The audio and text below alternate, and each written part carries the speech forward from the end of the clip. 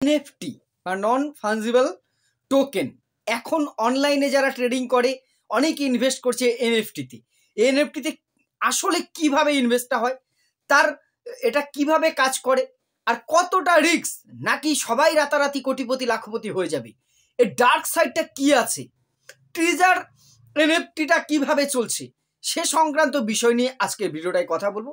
নমস্কার, আমি প্রাণ চক্রবর্তী। বিভিন্ন বিষয় নিয়ে আপনাদের সাথে কথা বলি।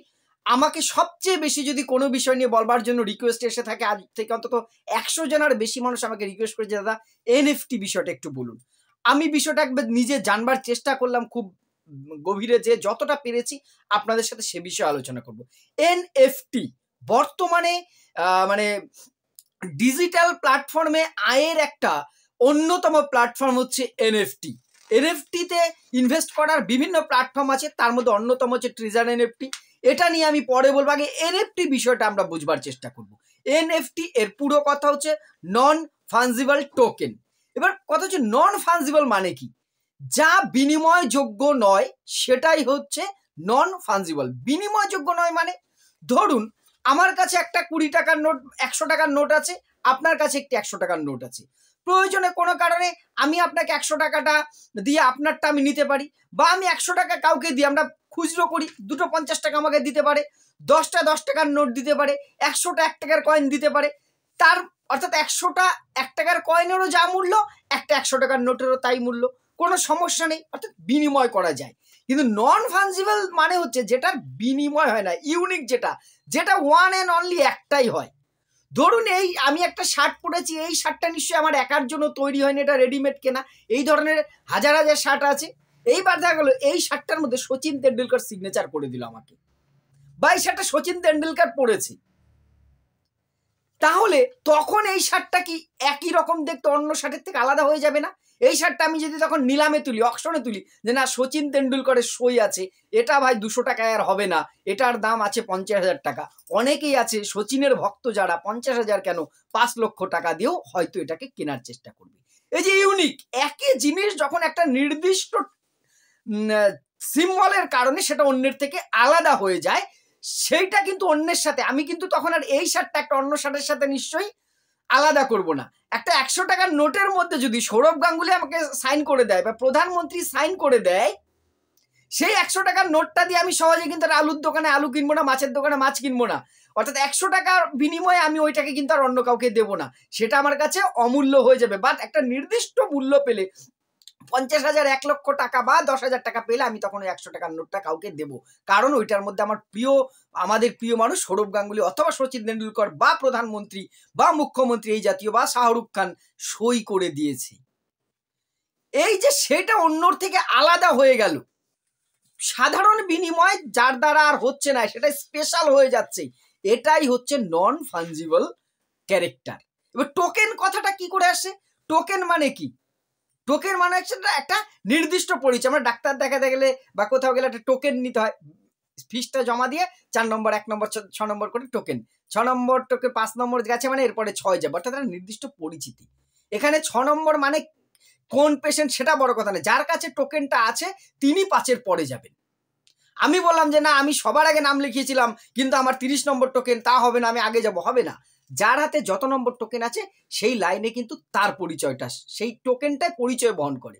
এই এনএফটির ক্ষেত্রে টোকেনটা হচ্ছে পরিচয় বহনকারী, অর্থাৎ এই অটোগ্রাফ, সচিনের অটোগ্রাফ করা শার্টটির মালিক হচ্ছে এই লোক। বুঝতে পেরেছি যে এই শার্টটার মালিককে ইনি। এইটাই হচ্ছে সহজ বিষয়। এবার ডিটেলসে আসছে, আরো সহজ হবে ব্যাপারটা আস্তে আস্তে। এবার এই নন ফাঞ্জিবল, এই যে টোটাল বিষয়টা আমি তো এটা ফিজিক্যালি বললাম, এই জিনিসটাই হচ্ছে ডিজিটাল প্ল্যাটফর্মে। সেখানে আমি কোনো একটা ছবি বা কিছু যেটা আমার নিজস্ব, সেইটা আমি একটা বিশেষ পদ্ধতি, কি পদ্ধতি পরে আসি, আমি একটা প্ল্যাটফর্মে অনলাইনে সেটাকে জমা করলাম, করে বললাম এই ছবিটা দুনিয়ায় আর নেই, এটার স্পেশালিটি এই, এটা আমি এঁকেছি বলে সেইটা আমি ওখানে সাবমিট করব, আমার পরিচয়পত্র দেব, দেওয়ার পর আমাকে সেখান থেকে একটা টোকেন দেওয়া হবে, অর্থাৎ সেটা যে আমার এই ছবিটার মালিকানা এই এই এই ভদ্রলোক, এই পি চক্রবর্তী হচ্ছে মালিক, সেটা এই প্ল্যাটফর্মে সবাই জানবে। এইবার কারোর যদি পছন্দ হয় ছবিটা, যে এই ছবিটা ভালো, এটা আমি কিনতে চাই, কত টাকায় কিনবেন, এত টাকায় কিনবো, তাহলে এর মালিককে পি চক্রবর্তী, তাকে এই টাকাটা দিলে তবেই সেটা হাত বদল হবে। তখন যে আমার কাছ থেকে কিনলো সে টোকেনটা তার হয়ে যাবে এবং সে ওইটার মালিক হয়ে যাবে। অর্থাৎ অনলাইনে ডিজিটাল প্ল্যাটফর্মে আমি কোনো ছবি বা গান, কোনো গ্রাফিক্স, কোনো ইমোজি আমি আপলোড করব, আমি সেখান থেকে আপলোড করার পরে আমি নিজের পরিচয় সাবমিট করবো, যেটা আমার, তখন আমাকে একটা টোকেন দেওয়া হবে।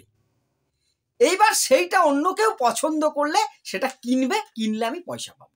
অর্থাৎ অনলাইনে আমি আপলোড করব এবং সেটা কিনলে পয়সা পাবো। এইবার মজার ব্যাপার, যিনি টোকেনটা প্রথম নিচ্ছেন, অর্থাৎ যে ক্লেম করছে যে এই জিনিসটা আমার আঁকা, আমি একটা ছবি আপলোড করেছি সেখানে, সেই প্ল্যাটফর্মে এনএফটি করার জন্য, করার পর সেটা আমি একটা নির্দিষ্ট টাকায় আপনার কাছে 100 টাকায় বিক্রি করে আপনার হয়ে গেল, পরে আপনি সেটা আবার 200 টাকায় বিক্রি করলেন, তবু কিন্তু প্রথম যার ওনার মালিক যে, সে কিন্তু 10% অন্তত কমিশন পাবে। যতবার আপনি আরেকজন বিক্রি করবে, আরেকজন বিক্রি করবে, প্রথম যে তার মালিক তিনি রয়্যালটি পাবেন। এই হচ্ছে এনএফটির সহজ বিষয়। এইবার কিভাবে হয় সেটা আসছি। এনএফটি কোথা থেকে এলো? 2014 সালে এই এনএফটি বা নন ফাঞ্জিবল টোকেনের কিন্তু শুরু হয়। কেভিন ম্যাকওয়ে এবং অনিল দাস বলে এই দুজন এটাকে তৈরি করেন। 2017 সাল নাগাদ এটার একটা জনপ্রিয়তা বাড়ে এবং 2021 সালে এথেরিয়াম ব্লক চেইনের মাধ্যমে এইটার ব্যাপক জনপ্রিয়তা বাড়ে। এইবার হচ্ছে ব্লক চেইনকে আমি বিষয়টা বলবো, আসছি। এনএফটি কাজ করে কিভাবে, এই নন ফাঞ্জিবল টোকেন কাজ করে কি করে?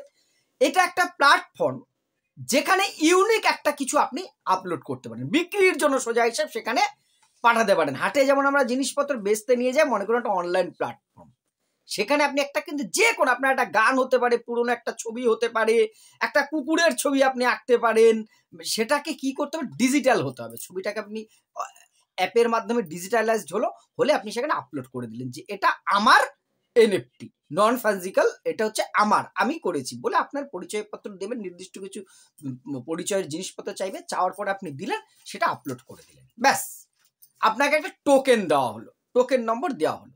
এই টোকেন নম্বরটা যে আপনার, সেটা অন্য কেউ বেচতে পারবে না। কেন? এটা একটা ব্লক চেইন সিস্টেমে চলে। ব্লক চেইনটা কি এবার আসছি, ব্লক চেইনটা সহজভাবে বুঝি। ধরুন একটা জমি বাড়ি, আমরা জমি যদি বেচতে চাই, আমাকে কোথায় যেতে হয়? রেজিস্ট্রি করার জন্য অফিসে যেতে হয়, বিএলআর অফিসে বা রেজিস্ট্রি অফিসে। এবার অনেক সময় শোনেন না, দুর্নীতি করে অন্যের জমি আরেকজনের নামে হয়ে গেছে, বিএলআরওরা ঘুষ টুস খেয়ে, বিএলআরওরা খায় না, যাক অফিসে একটা দুষ্ট চক্র থাকে, তারা করে ফেলে। কিন্তু যদি এমন হতো সেই রেকর্ডটা এই এলাকায়, আপনার এলাকায় সবার বাড়িতে আছে, সবার রেকর্ড, অর্থাৎ এই জমিটা কার নামে, ওই হাত বদল করতে গেলে সবার বাড়ির ডকুমেন্টস চেঞ্জ করতে হবে, মানে গোপনে, তাহলে আর কিন্তু করা যেত না।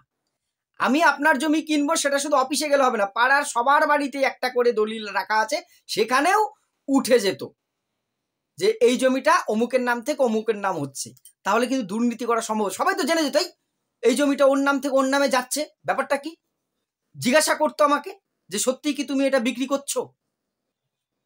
সবার বাড়িতে যদি ডকুমেন্টে থাকতো, এই ব্লক চেইন হচ্ছে তাই কোটি কোটি কম্পিউটারে একই তথ্য থাকবে।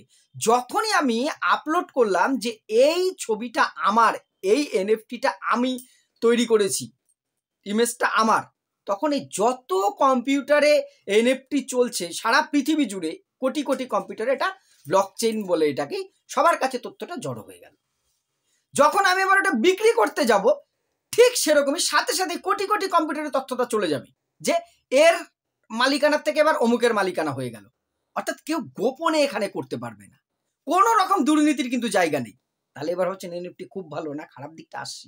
অর্থাৎ এর তথ্যটা সমস্ত কম্পিউটারে সেভ করা থাকে, পাল্টানো সম্ভব নয়। কেউ যদি ভাবে আমি দুর্নীতি করে এরটা আমার নামে চালিয়ে দেবো, পারবে না। কোনো না কোনো জায়গায় এটা ধরা পড়ে যাবে, সব জায়গায় রেকর্ড থাকছে। এই যে একসাথে চেইন রয়েছে বলে এটাকে বলে ব্লক চেইন সিস্টেম। এনএফটি, এবার আমি ক্রিপ্টোকারেন্সি বলার সময় বলেছিলাম, ব্লক চেইনটা হচ্ছে একটা হাজার লক্ষ কোটি কোটি কম্পিউটারের মধ্যে একটা চেইন সিস্টেম, সবার কাছে একই তথ্য থাকছে, কেউ চাইলেও এখানে চুরি করতে পারবে না। এবার এনএফটি কি করে কাজ করে? নন ফাঞ্জিবল টোকেন, এটা একটা ডিজিটাল সম্পদ, যা আমি আগেই বললাম ব্লক চেইনের সাহায্যে এটা কাজ করে। আর এটা কি একটি এমন একটা সম্পদ যেটাকে অবদলযোগ্য, এটাকে বদলানো কিন্তু যাবে না। যেটা কেউ একবার আপলোড করে দিয়েছে, যার মালিক সেটা কিন্তু মালিকানা বদল হলেও সে এনএফটি অর্থাৎ যে ছবি বা গান যে বিষয়টা আমি ওখানে আপলোড করেছি সেটা কিন্তু চেঞ্জ করা সম্ভব নয়। ঠিক আছে, এবার কিভাবে কাজ করে এই এনএফটি, কি করে কাজ করে? এনএফটি সাধারণত এথেরিয়াম যে ব্লক চেনটা এখন বেশি চলে সেটা এথেরিয়াম ব্লক চেন। ঠিক আছে, যেটা চলতে গেলে সেলন, পলিগন ইত্যাদির উপরে, এগুলো বিভিন্ন প্ল্যাটফর্মের নাম, এর মাধ্যমে তৈরি হয়। এবং এইখানে আপনার লেনদেন করতে গেলে, এই যে কিনতে গেলে আপনি কি করে, প্রশ্ন আসছে না, কি করে টাকাটা পেমেন্ট করবে? এখানে কিন্তু সেই ক্রিপ্টোকারেন্সি, ক্রিপ্টো ওয়ালেট থাকতে হবে আপনার। আগে আপনাকে বিটকয়েন জাতীয় ক্রিপ্টোকারেন্সি কিনতে হবে, যেমন মেটাম্যাক্স আছে, ট্রাস্ট ওয়ালেট আছে, এইখানে আপনাকে এগুলো বিভিন্ন নাম, সেখান থেকে আপনাকে কারেন্সি কিনতে হবে। তবে পৃথিবীর বিভিন্ন জায়গায় এখন এই এনএফটিতে কিছু কিছু জায়গায় আমাদের এই ডেবিট কার্ড, ক্রেডিট কার্ডেও কিন্তু বা অনলাইনেও পেমেন্ট করা যায়। তবে বেশিরভাগ ক্ষেত্রেই কিন্তু আপনাকে ক্রিপ্টোকারেন্সিটাই ব্যবহার করতে হবে। অর্থাৎ যারা এই বিষয়ে খুব অভিজ্ঞ নয় তারা এর মধ্যে ভুলেও যাবেন না, এর প্রচুর ডুবার চান্স আছে। আমি আস্তে আস্তে আসছি, ঠিক আছে। আর এর এনএফটি সবচেয়ে জনপ্রিয় কোনগুলো আছে? ERC 721 আছে, ERC 1155 আছে, এগুলো খুব জনপ্রিয়। এবার ব্যবহারের ক্ষেত্রে কি কি এখানে আপনি বিক্রি করতে পারবেন? সোজা হিসাব, আপনি একটা ডিজিটাল আর্ট করে, ছবি ডিজিটাল প্ল্যাটফর্মে একটা ছবি এঁকে সেটা এখানে বিক্রি করতে পারছেন। ঠিক আছে, গ্রাফিক্স আপনি করতে পারছেন, ভার্চুয়াল যে কোনো আইটেম, গান, ভিডিও, ছবি, যে কোনো কিছু এখানে আপনি আপলোড করে আপনি একটা এনএফটি করতে পারেন। এই এনএফটিটা কিন্তু বহু মূল্যে বিক্রি হতে পারে, আবার নাও হতে পারে। আপনি অনেক টাকা দিয়ে কিনে সেইটা কিন্তু আবার ওই টাকায় বিক্রি নাও করতে পারেন, লসও কিন্তু হতে পারে। ঠিক আছে, এবার এখানে আপনাকে প্রথমে কি করতে হবে? ওপেনসি, রিলায়েবল, ম্যাজিকেন্ট, এগুলোর মাধ্যমে আপনাকে একটা ব্লক চেইনে একটা এনএফটি অ্যাকাউন্ট তৈরি করতে হবে। অ্যাকাউন্ট তৈরি করে আপনি সেটা ক্লেম করলেন যে এটা আমার এনএফটি, তখন আপনি একটা কি পাবেন? টোকেন পাবে, যেটাকে মিন্টিং বা এনএফটি ব্লক চেনের মাধ্যমে আপনাকে একটা টোকেন নিতে হবে। সেই টোকেনটাকেই বলা হচ্ছে আপনার একমাত্র, আপনার যে একটা সম্পদ আছে তার কি প্রমাণ কি? ওই টোকেনটা, টোকেনের নম্বরটা এথেরিয়াম বা অন্য কোনো মাধ্যমে এটাকে আপনাকে রাখতে হবে। এইবারের সুবিধা কি? তাহলে অ্যাকচুয়ালি আপনি একবার যদি কিনলেন, এবার আপনি সময় বুঝে বিক্রি করে দিলেন, যার কাছে বেচলেন আপনি তো প্রফিটটা পেলেন, আবার সে আবার পরে বিক্রি করলো, কিন্তু আপনি আপনার যদি জিনিসটা প্রথম, যেহেতু আপনি ওটা ইউনিক করেছিলেন, যতবার বিক্রি হবে আপনি কিন্তু কমিশন পাবেন, রয়্যালটি বলছে এটাকে, আপনি সারা জীবনে একটা কমিশন পেয়ে যাবেন। এবার আসলে তাহলে এই যে এত টাকায় কেনা বেচা হচ্ছে কি? ঘোড়ার ডিম, কিচ্ছু কিন্তু নাই ওখানে। সোনা দানা কিনলে আপনি চোখে দেখতে পারবেন, টাকা আপনি চোখে দেখতে পারবেন, অ্যাকচুয়ালি এখানে কিন্তু থাকছে আপনার মোবাইলে বা কম্পিউটার, এটা ডিজিটাল ভাবে থাকছে একটা ছবি, কিচ্ছু না। আমি স্ক্রিনে দেখালাম দুটো ছবি, এগুলো কিচ্ছু না, অথচ আপনি লক্ষ লক্ষ টাকায় কিনছেন বা লক্ষ লক্ষ টাকায় বিক্রি করছেন, রাতারাতি অনেকে বড় লোক হয়ে যাচ্ছে। কিন্তু খুব রিস্ক। সুবিধাগুলো বলছি, অসুবিধা। সুবিধা কি? প্রথমত উপার্জনের সুযোগ, সহজে উপার্জন করা যাচ্ছে, এই জন্য তো মানুষ খেপে গেছে। শিল্পীদের, যারা ভালো আর্ট জানে তাদের একটা অনলাইন, আগে যেমন আর্ট এক্সিবিশন হতো, ছবি বিক্রি হতো, এখন অনলাইনে এটা বিক্রি হচ্ছে, অনেক অনেক টাকা আয় করছে। স্বচ্ছতার, যেহেতু ব্লক চেইন একটা বিরাট সিস্টেম, আমি আগেই বললাম এখানে কোনো ডুপ্লিসিটির জায়গা নেই, 2 নম্বরই হওয়ার কিন্তু কোনো জায়গা নেই। আর কি, যার সত্য অধিকার আছে, যিনি প্রথম জিনিস একটা বিষয় ভালো কিছু ক্রিয়েট করবেন, তিনি সারা জীবন রয়্যালটি পাবেন, যতবার বিক্রি হবে। এবারে সীমাবদ্ধতা, খারাপ দিক কি আছে? খারাপ দিক হচ্ছে ট্রানজাকশন ফিসটা প্রচুর, আপনাকে কিনতে গেলে একটা ট্রানজাকশন ফিস দিতে হয়, বেচতে গেলে একটা ট্রানজাকশন ফি দিতে হয়। এর অনেক রকম স্ক্যাম এবং প্রতারণা হচ্ছে। আমি যতই ব্লক চেনের কথা বলি, আমরা যারা খুব একটা এক্সপার্ট নই তাদের জন্য এটা কিন্তু নয়। আর অনেকে এটা বলে এটা একটা বুদবুদের মতন চলছে, বাবল, জলের মধ্যে বুদবুদ ছাড়ে না, ওই ভুলে যায়, কিন্তু এটা বেশিক্ষণ স্থায়ী হয় না, ওইটাকে বেলুনের মতন স্থায়ী ভাবলে হবে না। এইটা চলছে একটা যে এনএফটি স্কিম না, যে কোনো দিন ধস নামে। কারণ কে অপারেট করছে, মালিক কোথায়, অফিস কোথায়, কিচ্ছু জানা যাবে। এবার অনেকে আমার কথা রাগ করবেন, যারা এর পেছনে ব্যবসা করছেন, যারা অন্যকে নামাতে চাইছেন এই ব্যবসায়, তারা অনেকেই রাগ করবেন, কিন্তু আমি অনেস্টলি বলবো এটা হয়তো লাভজনক আজকের, কিন্তু এটা আজ হোক কাল হোক এটা কিন্তু ধস নামবে। চিট ফান্ড আর কি, সেটা তো একটা রাজ্যে বা একটা দেশেও, যেটা সারা বিশ্বব্যাপী হচ্ছে। এবং এর ব্লক চেনের আগাগোড়া মাথা আপনি কোথাও খুঁজে পাবেন না, কোন দিন কিন্তু ধস নামবে না। আপনি হয়তো 1 লক্ষ টাকা দিয়ে একটা জিনিস কিনলেন, সেটা 10 টাকায় কালকে বেচতে পারবেন কিনা তার কোনো গ্যারান্টি কিন্তু নেই। বাজারে একটা অস্থিরতা হচ্ছে এনএফটি। এবার আসি ট্রেজার এনএফটি, যেটা দিয়ে সবাই ব্যবসা করছেন। ভিডিওটি বড় হয়ে যাবে, সেইটা আরো জটিল বিষয়, সেইটা নিয়ে আমি পরের ভিডিওতে আলোচনা করব। তবে সংক্ষেপে এটাই বলবো, এনইএফটি অ্যাকচুয়ালি একটা ভার্চুয়াল জগৎ। একটা ছবি, একটা আর্ট, কিছু আপনি এখানে আপলোড করছেন, আপনি ক্লেম করছেন, সেটা কেউ কিনছে, কেউ বেচছে, কিন্তু এর কোনো অ্যাসেটের কোনো গ্যারান্টি কিন্তু এখানে নেই।